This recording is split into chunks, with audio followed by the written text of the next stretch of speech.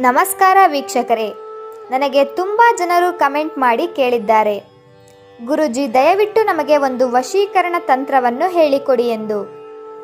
ನಿಮ್ಮ ಪತಿ ಅಥವಾ ಪತ್ನಿಯನ್ನು ವಶೀಕರಣ ಮಾಡಿಕೊಳ್ಳುವುದಕ್ಕೆ ಅಥವಾ ನೀವು ಇಷ್ಟಪಟ್ಟ ಸ್ತ್ರೀ ಅಥವಾ ಪುರುಷನನ್ನು ವಶೀಕರಣ ಮಾಡಿಕೊಳ್ಳುವುದಕ್ಕೆ ಇವತ್ತಿನ ಈ ತಂತ್ರವನ್ನು ಉಪಯೋಗಿಸಿ. ಈ ತಂತ್ರ ಮಾಡುವುದರಿಂದ ಅವರಾಗಿ ಅವರೇ ನಿಮ್ಮ ಬಳಿ ಬರುತ್ತಾರೆ ಮತ್ತು ನಿಮ್ಮನ್ನು ಹುಚ್ಚರಂತೆ ಪ್ರೀತಿಸುತ್ತಾರೆ.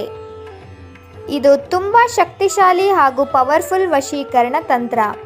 ಒಂದು ಬಾರಿ ಈ ತಂತ್ರವನ್ನು ಮಾಡಿದರೆ ಸಾಕು, ನೀವು ಇಷ್ಟಪಟ್ಟ ಸ್ತ್ರೀ ಅಥವಾ ಪುರುಷ ಅಥವಾ ಪತಿ ಅಥವಾ ಪತ್ನಿ ನಿಮ್ಮ ಬಳಿ ಬಂದೇ ಬರುತ್ತಾರೆ. ನೀವು ಯಾರಿಗೆ ಬೇಕಾದರೂ ಕೂಡ ಈ ತಂತ್ರವನ್ನು ಮಾಡಬಹುದು.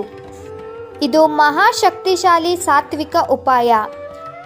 ಬನ್ನಿ ವೀಕ್ಷಕರೇ, ಈ ತಂತ್ರ ಹೇಗೆ ಮಾಡುವುದು ಎಂದು ತಿಳಿಸಿಕೊಡುತ್ತೇನೆ. ಹೇಗೆ ಮಾಡಬೇಕು ಮತ್ತು ಯಾವ ಸಮಯದಲ್ಲಿ ಈ ತಂತ್ರವನ್ನು ಮಾಡಬೇಕು ಎಂದು ಹೇಳಿಕೊಡುತ್ತೇನೆ. ಈ ತಂತ್ರ ಮಾಡುವುದಕ್ಕೆ ಒಂದು ಅರಳಿ ಮರದ ಎಲೆ ಬೇಕಾಗುತ್ತದೆ ಮತ್ತು ಒಂದು ಕೆಂಪು ಬಣ್ಣದ ಮಾರ್ಕರ್ ಪೆನ್ ಬೇಕಾಗುತ್ತದೆ. ನೀವು ಇಷ್ಟಪಟ್ಟ ಸ್ತ್ರೀ ಅಥವಾ ಪುರುಷನ ಹೆಸರನ್ನು ಬರೆಯುವುದಕ್ಕೆ ಈ ಕೆಂಪು ಬಣ್ಣದ ಮಾರ್ಕರ್ ಪೆನ್ನನ್ನು ಬಳಸುತ್ತಾರೆ. ನೀವು ಇದನ್ನು ಬೇಕಾದರೆ ಲಾಲ್ ಚಂದನ್ ಇಂದ ಕೂಡ ಬರೆಯಬಹುದು ಅಥವಾ ಕೆಂಪು ಕುಂಕುಮದಿಂದ ಕೂಡ ನೀವು ಬರೆಯಬಹುದು.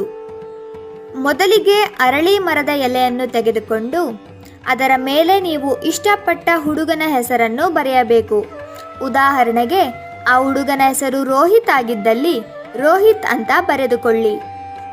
ರೋಹಿತ್ ಅಂತ ಬರೆದ ನಂತರ ಅದರ ಕೆಳಭಾಗದಲ್ಲಿ ಪ್ಲಸ್ ಚಿಹ್ನೆಯನ್ನು ಬರೆಯಿರಿ. ಪ್ಲಸ್ ಚಿಹ್ನೆಯನ್ನು ಬರೆದ ನಂತರ ಅದರ ಕೆಳಭಾಗದಲ್ಲಿ ನಿಮ್ಮ ಹೆಸರನ್ನು ಬರೆದುಕೊಳ್ಳಿ. ಉದಾಹರಣೆಗೆ ನಿಮ್ಮ ಹೆಸರು ಗೀತಾ ಆಗಿದ್ದಲ್ಲಿ ಗೀತಾ ಅಂತ ಬರೆದುಕೊಳ್ಳಿ.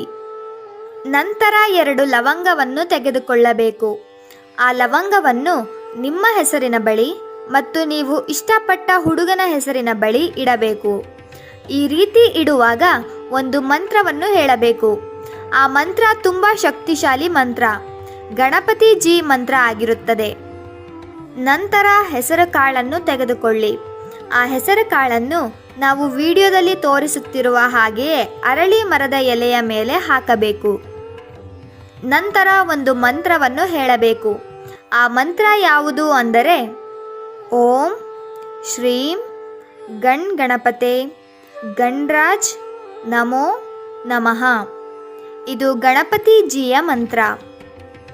ಈ ಮಂತ್ರವನ್ನು 101 ಬಾರಿ ಹೇಳಬೇಕು. ನಂತರ ಆ ಅರಳಿ ಮರದ ಎಲೆಯನ್ನು ಅರಳಿ ಮರದ ಹತ್ತಿರ ಇಟ್ಟು ಬರಬೇಕು. ಈ ರೀತಿ ಮಾಡುವುದರಿಂದ ನಿಮ್ಮ ಪತಿ ನಿಮ್ಮ ಬಳಿ ಬರುತ್ತಾರೆ. ಅದು ಕೇವಲ 4 ದಿನಗಳಲ್ಲಿ.